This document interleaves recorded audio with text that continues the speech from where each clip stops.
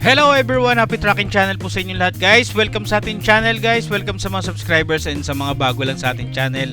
Sa mga napadaan lang po sa ating channel, welcome na welcome po kayo dito sa ating Happy Trucking Channel. And then meron po tayong Facebook page na Happy Trucking Channel para sa mga dagdag katanungan nyo guys.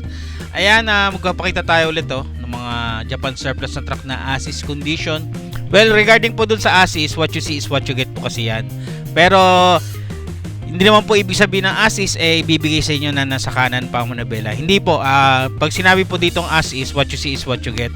And then, pag sinabi din sa as-is, depende sa as-is na makikita nyo. Kung pinturado na yan, walang problema. Basta kung ano po yung maabutan nyo sa unit, as-is, where is po yan. No? So, kapag nadatan nyo siya walang aircon, pag in-offer nila ng as-is, as-is. Pero guys, no, may mga inclusion ng as-is dito. Iba't ibang klase ng dealer. No? Merong as-is na complete mechanical and electrical. Ibig sabihin po nun, aircon, yung mga buttons niya, yung electrical niya, no, working, no. So, kadalasan lang naman talaga pag sinabing recon, ibig sabihin yung guys, yung upon job request na galing sa inyo, especially una sa lahat yung pintura. Yan, pagka pintura, nag-request kayo na change color, hindi na po siya as is, no. That will be recon, no? Ni-recon na yan. Tapos kung ano pa mga pinadagdag nyo, basta pag sinabing recon, pintura yan guys, no? Tapos additional na mga new tire, yan, pag sobrang dami na talaga ng request nyo, papasok na yan sa recon, no? Pero pag sa as-is where is yan. Kikita nyo guys, no? Ang gaganda ng mga unit nila, no? So ganyan na ganyan din ang pwede nyo makuha dito sa Subic kapag nagpunta kayo dito at hinayaan nyo ako guys. Pwede ko kayong papiliin ng unit, no? Pwede ko din ipakita sa inyo tong mga unit na to. Well, depende yan guys sa budget nyo, kung magkano yung price range nyo, kung kaya nyo bang mag-stretch pa ng budget. Well, pwede naman guys, no? Depende tayo sa budget nyo kung ano yung nararapat para sa inyo.